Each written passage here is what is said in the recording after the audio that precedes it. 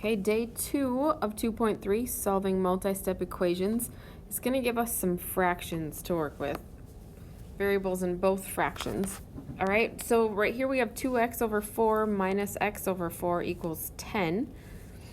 When I'm subtracting or adding fractions, I always need to make sure that I have common denominators. If I already have that, then I know that I'm just going to keep that, and I'm going to subtract or add, in this case subtract, just the numerators. So 2x plus 1x, oh, not plus, sorry, 2x minus 1x just gives me 1x. So I really have x over 4 equals 10. Now it's a one-step equation. I have x divided by 4 and need to get rid of that 4. The opposite of dividing is multiplying, so I'm going to multiply both sides by 4. Remember, if we think of this as like a 4 over 1, that makes these two cancel out, and then all I have left is x equals 40.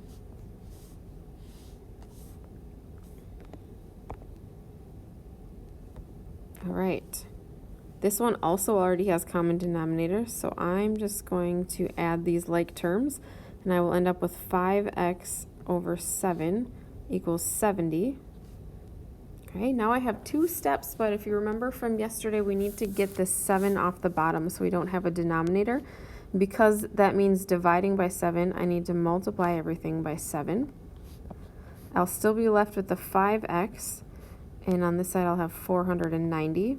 And then to get the 5 times x separated, I need to divide by 5, inverse operations. And 490 divided by 5 tells us that x is equal to 98.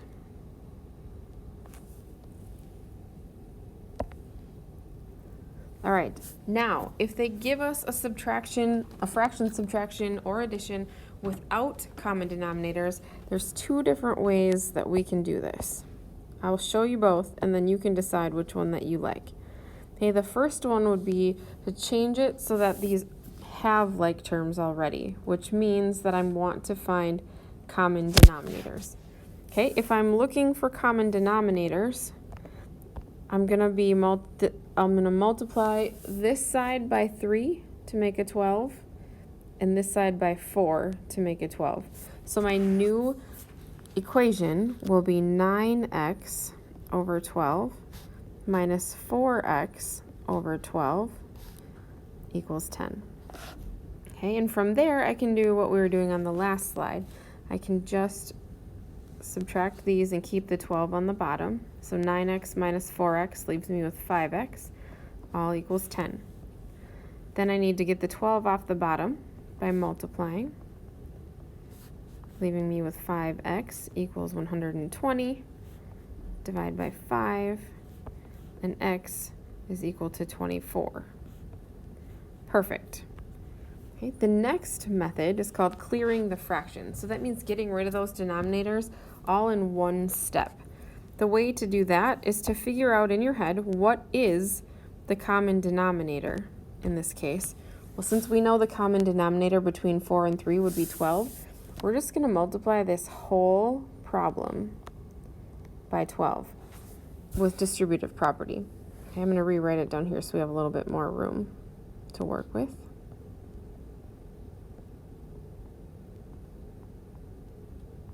Okay, we're going to distribute 12. Remember, when I multiply a whole number times a fraction, I multiply times the top, divide by the bottom. So 12 times 3x is 36x, divided by 4 leaves us with just a 9x. 12 times 1x is 12x, divided by 3 is 4x, and that was a minus. And then I have to even share it here. 12 times 10 is 120. Okay, so if you notice, once I subtract this right here and I get 5x equals 120, that's exactly what we had at this point. We just got there a lot faster this way. Then I can just divide by 5, and I still get my x equals 24. I don't have a preference which way that you use. You pick the one that makes the most sense to you and stick with it. Okay, so back here I'll still do one of each.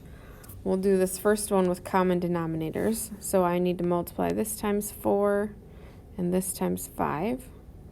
That will give me 8b over 20 plus 15b over 20 equals 3. Then I can just add these and keep my denominator.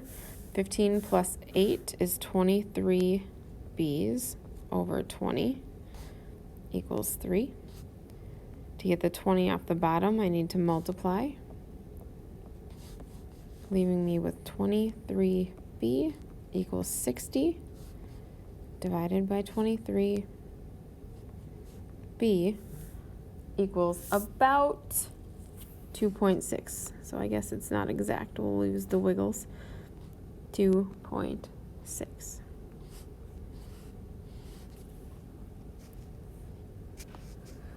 All right, I'm going to switch colors since I kind of took up a lot of space. All right, for this one, I'm going to clear the fraction. Because I have 3 denominators this time, I need to find one that all 3 have in common, which in this case is going to be 18. Okay, so when I share this 18 over here, it's 18 times 1, which is 18, divided by 9 gives me 2. 18 times 5,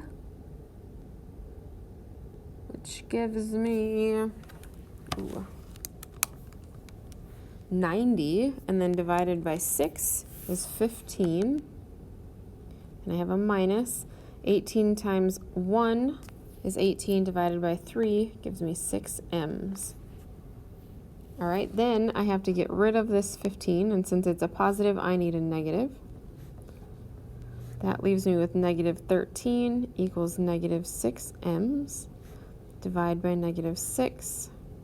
A negative divided by a negative gives me a positive, and it's a positive 2 1/6. Okay, again, choose whichever method makes the most sense to you. When dealing with decimals, because now that we've done fractions, they're going to throw in the decimals. When you're dealing with decimals, we can get rid of decimals by multiplying by a power of 10. If you remember, if I multiply by 10, my decimal just moves 1 place to the right. If I multiply by 100, it moves 2 places to the right. So let's try that, and we'll clear decimals before we solve our equations. So if I'm looking for the solution of 3.5 minus 0.02x equals 1.24, I want to try to get rid of all of these decimals. So the first thing I'm going to do, find the amount of the largest amount of decimals. Okay, so in this case, there's 1 decimal, here's 2, here's 2. So in this case, it's 2. If I need to move 2 places in order to get rid of all decimals, that means I need to multiply by 100. Okay, that's what they're showing you in this one. So they're going to multiply everything by 100. 3.5 times 100 gives us 350. 0.02 times 100 gives us 2. And 1.24 times 100 gives us 124. Then I can subtract the 350. I just have a 2-step equation. I can subtract the 350, leaves me with negative 2x equals negative 226. Then I can divide by that negative 2, and I will get 113. Okay, let's try it on our own. We're looking for the largest amount of decimals. This has 1 decimal place. This has 3. And this has 2. So this is the most. So if I'm going to multiply by a multiple of 10 to get rid of 3 decimal places, that means I have to multiply by 1,000. Okay, so this whole thing we have to do times 1,000.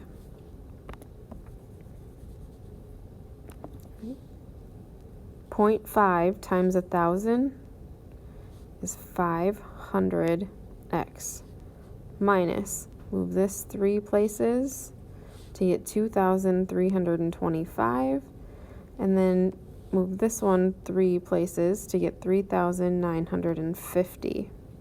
Now I just have a regular old 2-step equation, so I'm going to get rid of this by adding.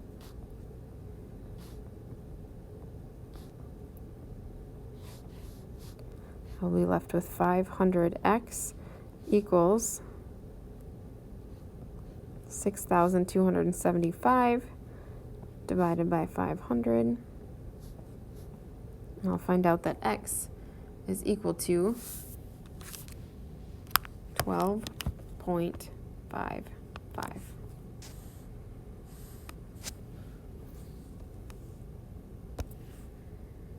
Okay, this page is going to be for you to solve. You can come back in just a couple minutes. I'll just put the answers in, or you can ask me in class.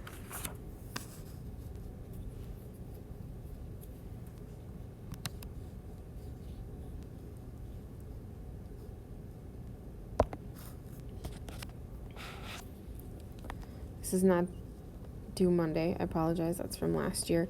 But the rest of your homework, this is just the day 2 homework on the same page, 30 through 44 even.